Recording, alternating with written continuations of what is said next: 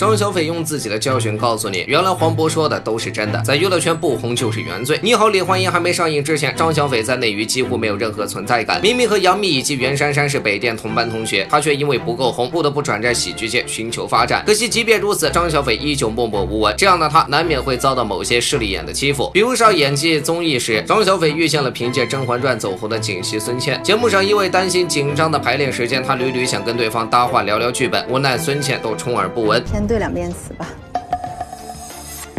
我真的不会去演一个没有梳理清楚的组。演出前一天，孙茜甚至不顾张小斐擅自修改剧本。这个用碗去自杀呀，立刻就勒着我的脖子，不能这么说，就是一定要让它顺。其实姐，你要这样说的话，来吧，咱们还是接着往下走吧。种种操作直接将张小斐气哭了。后来的结果也很明显，为自己准备好的一切的孙茜顺利晋级，而被迫准备不充分的张小斐惨遭淘汰。当然，这种情况在娱乐圈并不少见，别说同行了，你只要不红，哪怕连你的同班同学都看不起你。记得先前有一次，张小斐和袁姗姗以及一些同学综艺重聚，中途背着张小斐，袁姗姗忽然莫名其妙的追问起了男同学张小斐是不是打呼噜。张小斐真的打呼噜吗？一边问他还一边笑，言语中不乏嘲讽。等张小斐回来之后，袁姗姗又当面问人家打不打呼噜，并开一些不合时宜的玩笑。你到底打不打呼噜？我不打呼噜，是你说的。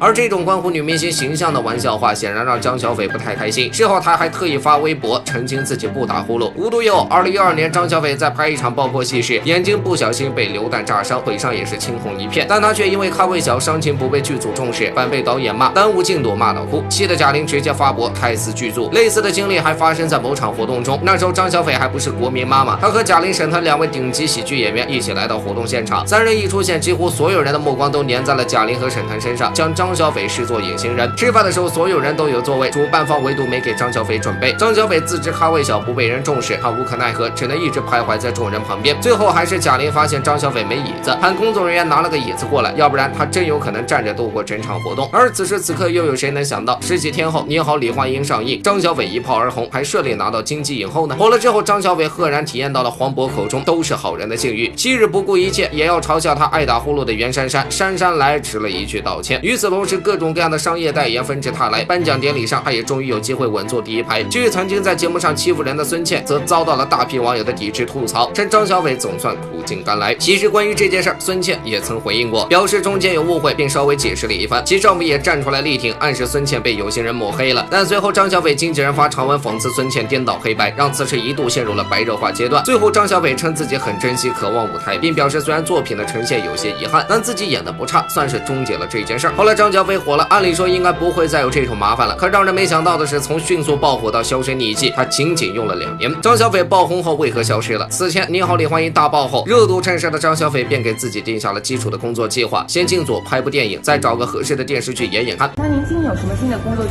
划吗？跟大家分享。